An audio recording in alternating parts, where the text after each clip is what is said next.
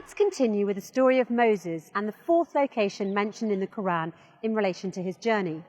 After Moses settled and had a job and wife in Madian, he stayed there for a long time, but he was determined to go back to Miz. As he was on his way to Miz with his family, he reached the valley of Torah, where God called him, "Verily I am thy Lord, therefore in my presence put off thy shoes, thou art in the sacred valley Torah." The sacred valley Torah is the location where Moses spoke to God. This valley is next to a very high and huge mountainous structure called the Tor. The Quran says, "And we called him from the right side of the Tor and made him draw near to us."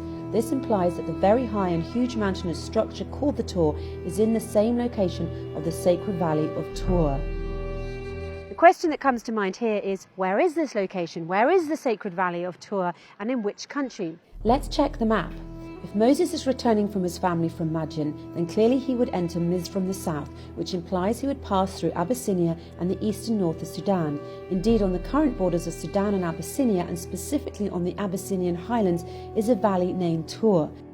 You can find this information in the book of James Bruce, a Scottish explorer who was the first to follow the Blue Nile from its source until it meets the White Nile. On the 29th of November 1772, Bruce arrived in Aswan and published his book, Expeditions to Discover the Sources of the Nile between 1769 and 1773. It's considered one of the most authentic books that examine the River Nile Valley. About his trip from Ethiopia to Egypt, he mentioned a significant piece of information. He referred to a town called Gedariff, a town at the border between northern Sudan and the Abyssinian highlands. Its true name was Tor. Bruce illustrates the map of Miz before the recent borders between the north and the south. On the map you can easily locate Tor next to Abyssinian Heights. From a geographical perspective, Tor, or the city of Gedariff, is located in the Ethiopian hills at the border with Sudan. Rivers flow into this place and create fertile, rich soils that retain water and provide essential nutrients to plants. In fact, it's considered to be one of the top agricultural areas in Sudan, with high, fertile valleys around the rivers of Adbar, State, Al-Harad and Bislam, highly known for corn and sesame all around the world. As for the animal population in Gedariff, around 7 million different types of cattle come from nearby neighbourhoods seeking water and food. God describes this area in the Quran as the blessed spot. The blessing refers to the diversity of the rivers, agricultural crops, trees and food, which applies to the city of Gedariff. This area and Sudan in general is considered to be the food basket of the world. There is no other area as blessed agriculturally as this area in the entire Arabian and African region, just in terms of the number of rivers, the variety of agricultural harvests and the greenery. So what is the story of the very high and huge mountainous structure called the Tor, or the Tower, the fifth location identified in the Quran? "And we called him from the right side of the Tor and made him draw near to us." The Tor is a very high and huge mountainous structure and was mentioned in the Quran as the Tor Sina or Sinai, the Tor Sanin, and just as the Tor. It's recorded in Arabic dictionaries and scholars of the science of tafsir that Sinai and Sanin are known Abyssinian nouns. Indeed, if you check the map of the Abyssinian highlands, you will find names like Sanin, Semien, Sina, Senan. In fact, in the Abyssinian highlands you will find a mountain called Debre Sina, or Mount Sinai in English. The exact name of the mountain is also found in modern Egypt and is called Mount Sinai. You will also find in Abyssinian highlands Mount Sanin.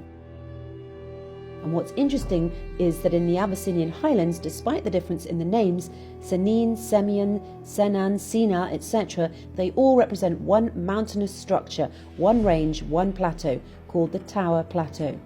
From a geological perspective, the Abyssinian highlands is considered to be one block, moulded since creation from one origin.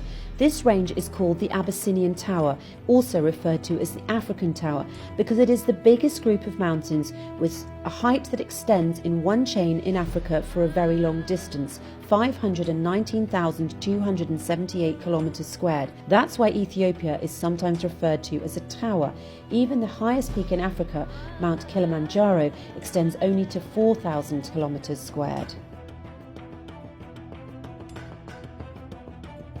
The Abyssinian Heights has been referred to as the African Plateau or the African Roof, with different heights exceeding 4,000 metres to a maximum of 4,500 metres. As for the Sinai or Sina mountain in modern Egypt, Its average height is only 2,300 metres, and the area of Sinai altogether is 61,000 kilometres squared. Most importantly, the Sinai that you know today in modern Egypt was not called Sinai in the time of Moses and the Pharaoh. It was called Mafkat, which means the land of turquoise. Also, the so-called Mount of Tor in Sinai in modern Egypt was then called Retho. There is no single evidence of the usage of the name Senin or Sinai for any of the mountains in the turquoise land that was later named Sinai or Sina. The Quran has to refer to known nouns with the real names as they were used at the time, and there is no mention of Mafkat or Retho in Moses' story.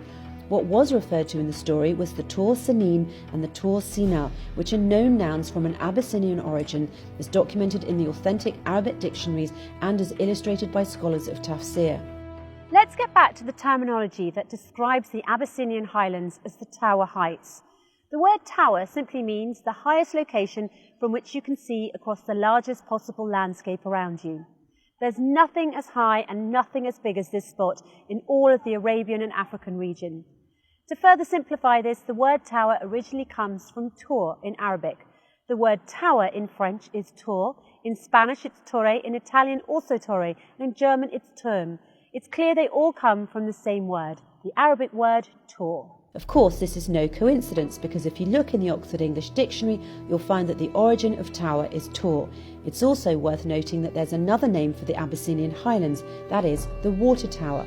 This is because it is the water source of the River Nile Valley for all this region, south from Abyssinia, north and east from Sudan, and all the way to the Mediterranean. When God swears by the Tor, then he swears by the Abyssinian highlands, or the so-called water tower, the source of the water of the River Nile, referred to as Al-Bahr al-Major, or the large body of water kept filled in Quran.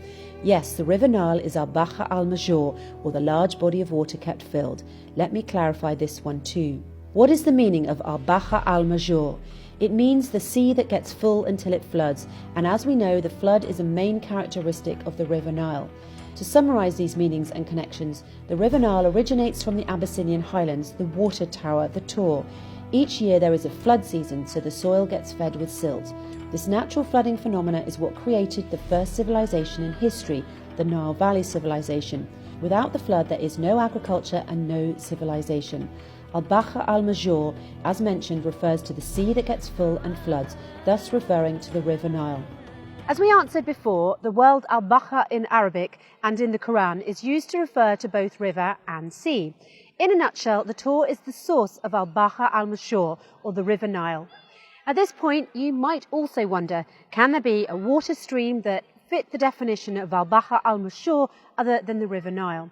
Well, what are the odds for a location that connects all the aforementioned dots, a location that meets the specific characteristics of the Tor Sinin, the Tor, the Valley of Tor, and Al-Bahr al-Major, as referred to in the Quran, other than the Abyssinian highlands?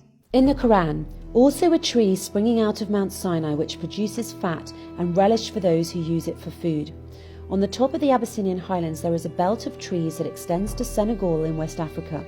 It's called the trees of sheer butter that grows only on the equator, and their fruits contain butter that has an ivory colour.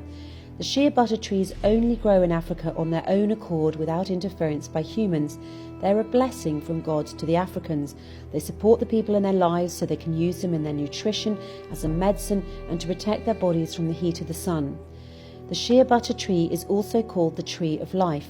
It's a source of income for Abyssinian and African women because women in Africa are the ones who gather the sheer fruit, wash and dry it, and grind the seeds to extract the butter. This tree has an extended lifespan, producing fruits for more than 400 years. Compared to other trees, this is a very long time. For example, an apple tree lives for 45 years at most. The belt of sheer butter trees covers an area of more than 3.7 million square kilometres. It's the longest belt of trees on Earth. Some tafsir scholars explain the verse, also a tree springing out of Mount Sinai which produces fat and relish for those who use it for food, as referring to the olive tree and the olive oil that comes from that. However, there's a big difference linguistically and otherwise between oil, zayat, and butter, den. Scientifically, oil is liquid at room temperature, but butter is solid at room temperature. And if what is referred to is an olive tree, the Quran would have said which produces oil, same as God said before about the oil tree, whose oil would almost glow.